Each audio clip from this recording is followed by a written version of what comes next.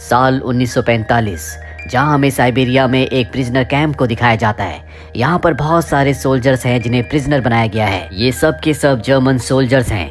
दरअसल world war 2 खत्म हो चुका है और अब जर्मन के सोल्जर्स को यहाँ पर बंदी बनाकर लाया गया है, जिनसे यहाँ पर काम करवाया जाता है। इन कैदियों में से कैदी का नाम होता है क्लेमेंस फोरेल, जिसे 25 सालों की सजा हुई है, यानी कि 25 सालों तक उसे यहाँ पर मेहनत करनी होगी, काम करना होगा। वो यहाँ से भागना चाहता है क्योंकि वो यहाँ से भागकर अपनी पत्नी और बेटी के पास जाना चाहता है। यहाँ पर पहरा बहुत ज्यादा कड़ा नहीं होता क्योंकि यहाँ से भागने का मतलब मौत है। चारों तरफ बर्फ है, ठंड है। अगर कोई कैदी यहाँ से भाग भी गया तो ठंड में जमकर उसकी मौत हो जाएगी। पर क्लेमेंस को इस बात की कोई परवाह नहीं है। वो बस यहाँ से किसी भी तरह से निकलना चाहता है और एक रात को उसे मौका मिल जाता है। वो कोयले की गाड़ी में बैठकर यहाँ से भागने में कामयाब हो जाता है। रात को जब वो आसमान को देखता है तो तारों को देखकर उसे बहुत खुशी मिलती है। पर तभी अचानक से गाड़ी रुक जाती है। वो गाड़ी से सर बाहर निकाल कर देखने की कोशिश करता है। सोवियत का एक ऑफिसर उसे देख लेता है, जिसके बाद उसे कैंप वापस लाया जाता है और जमीन के अंदर बने एक छोटे से सेल के अंदर उसे 3 दिनों तक रखा जाता है। ऊपर से बारिश हो रही होती है, बहुत ज्यादा ठंड है और साथ ही उसे खाने के लिए खाना नहीं दिया जाता, पर वो इस टॉर्चर को सह जाता है।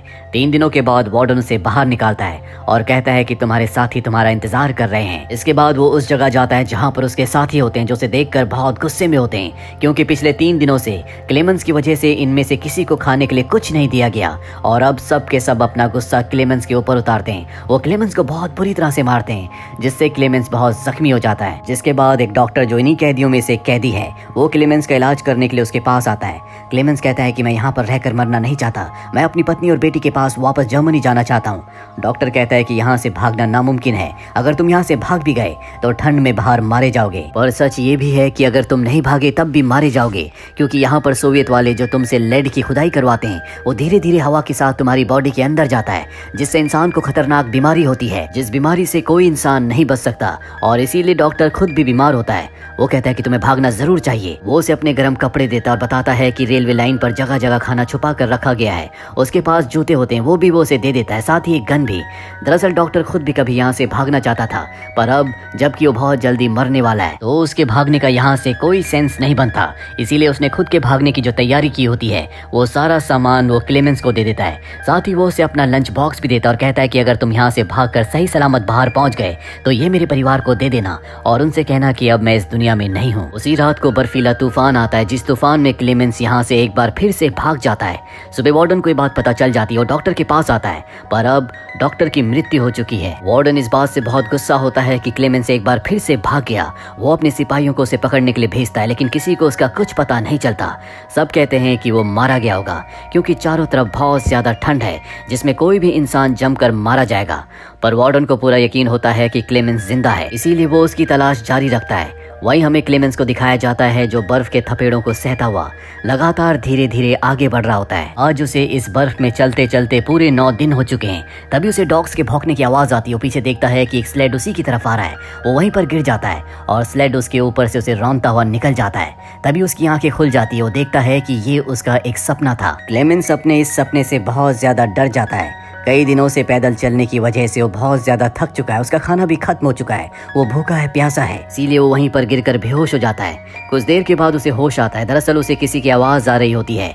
तभी वो देखता है कि उसके सामने एक सील है जो उसका खाना बन सकती है। वो अपनी गन निकाल कर उस पर फायर करता है, लेकिन गोली सील को नहीं लगती। सील वहां से भागने लगती है। वो उसका पीछा करता है और तभी वो एक बर्फ की चट्टान के पीछे चली जाती है।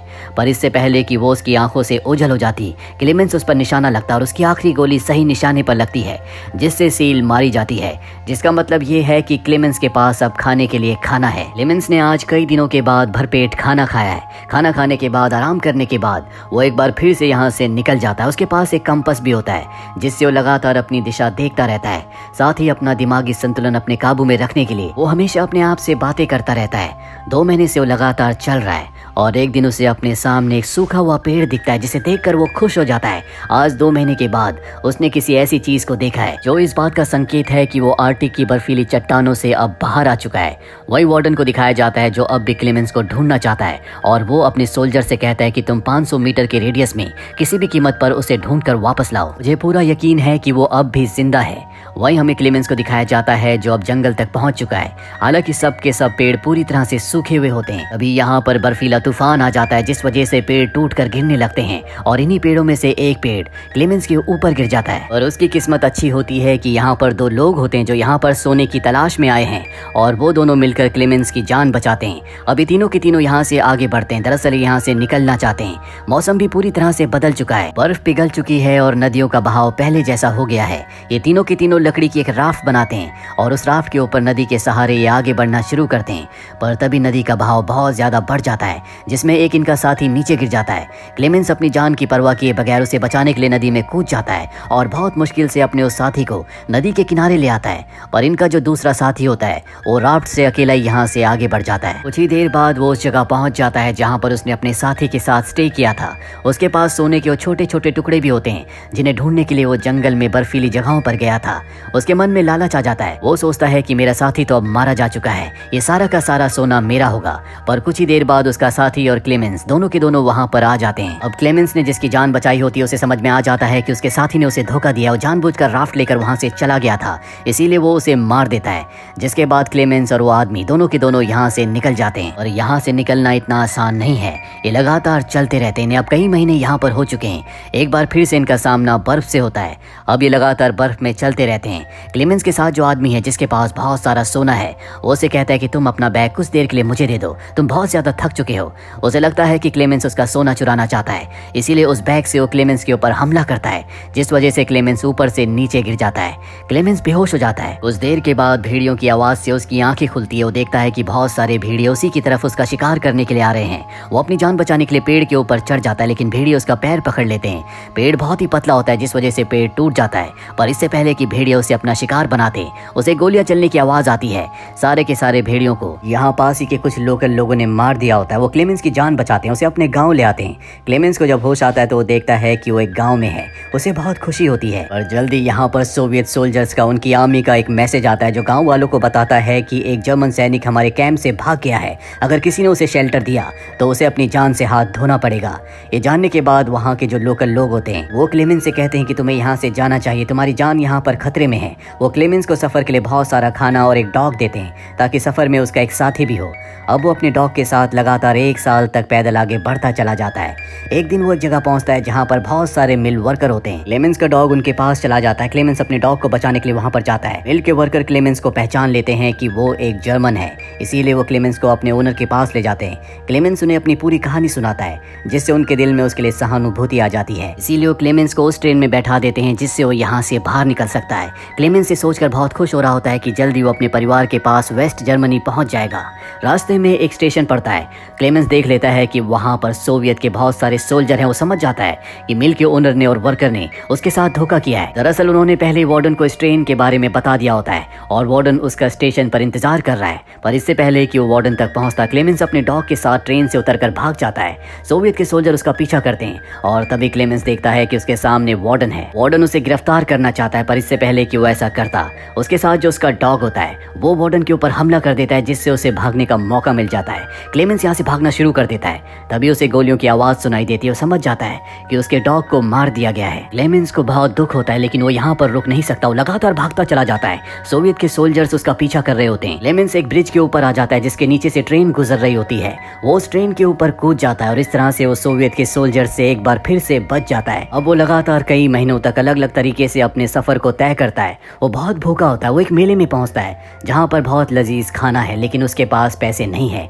वो देखता है कि 2 लड़कियां पैनकेक बेच रही हैं पर वो इसे खरीद नहीं सकता। निराश होकर वो वहां से जाने लगता है। तभी उन दोनों लड़कियों में से एक को उस पर दया आ जाती है। वो एक बच्चे को पैनकेक का एक टुकड़ा देती है और कहती है कि ये उस आदमी को दे आओ। क्लेमेंस उसे खाकर बहुत खुश होता है। दरअसल अब वो सेंट्रल एशिया तक पहुंच चुका है। यहाँ पर एक पॉलिश जूइश आदमी उसे देख लेता है। उसे उस पर शक होता है। इसके बाद वो उसका पीछा करता है। क्लेमेंस एक चर्च में जाता है जहाँ पर वो प्रार्थना करता है। जूइश आदमी उसके पास आता है। वो कहता है कि मैं भी एक प्रिजनर था, तुम चिंता मत करो, मैं तुम्हारी मदद करूंगा। और वो उसे अपने घर ले आता है जहाँ पर कई सालों के बाद उसने शेव किया, जो कई सालों के बाद अपने असली रूप में आया है। और जूइश आदमी उसके लिए एक पासपोर्ट बनाता है और कहता है कि तुम अपने घर वापस जा सकते हो। क्लेमेंस बहुत ज्यादा इमोशनल हो जाता है। वो ईरानियन बॉर्डर पर जाता है जहाँ पर वो अपना पासपोर्ट दिखाता है और उसे बॉर्डर क्रॉस करने की इजाजत मिल जाती है। क्लेमेंस ये सोचकर बहुत खुश होता है कि अब वो अपने घर अपने परिवार के पास वापस पहुंच जाएगा। और जब वो ब्रिज को क्रॉस कर रहा होता है तभी उसकी आंखों पर रोशनी पड़ती है और अगले पल वो देखता है कि उसके सामने वार्डन खड़ा है। वो पीछे मुड़कर देखता है। उसे एहसास होता है कि अब भी वो सोवियत सोवियत की ज़मीन पर है, जिसका मतलब ये है कि वार्डन उसे गिरफ्तार कर सकता है। वो पूरी तरह से टूट जाता है क्योंकि उसकी 7 साल की मेहनत बर्बाद हो गई। आज से 7 साल पहले वो सोवियत की जेल से भागा था और आज 7 सालों के बाद जब वो अपने घर वापस जा सकता था तो वार्डन ने उसे पकड़ लिया, पर वार्डन उसके रास्ते से हट जाता है। जो देखकर क्लेमेंस को विश्वास नहीं होता, वो धीरे धीरे आगे बढ़ना शुरू कर देता है, पर वार्डन उसे नहीं रोकता। दरअसल उसके जिंदा रहने के, घर जाने के जज्बे से वार्डन बहुत ज्यादा प्रभावित होता है, इसीलिए वो उसे गिरफ्तार नहीं करता। पर यहाँ पर वार्डन की भी जीत होती है क्योंकि 7 साल पहले उसने प्रण लिया था कि वो किसी भी कीमत पर क्लेमेंस को पकड़ लेगा और आज उसने उसे पकड़ लिया, जिसका मतलब ये है कि क्लेमेंस की जीत हुई, पर वो उसे यहाँ से जाने देता है। इसके बाद क्लेमेंस वेस्ट जर्मनी पहुंच जाता है जहाँ पर उसका घर है। आज क्रिसमस का दिन है। वो देखता है कि उसकी पत्नी और बेटी चर्च के लिए निकल रहे हैं। वो उनका पीछा करता है। वो चर्च पहुंचता है जहाँ चर्च में उसकी बेटी उसे देख लेती है। वो अपने पिता को पहचान लेती है, उसके गले से लग जाती है और इस तरह से क्लेमेंस आज कई सालों के बाद अपने परिवार से मिलता है। इसी के साथ ये कहानी यहीं पर खत्म हो जाती है। उम्मीद करते हैं कि ये कहानी आपको पसंद आई होगी।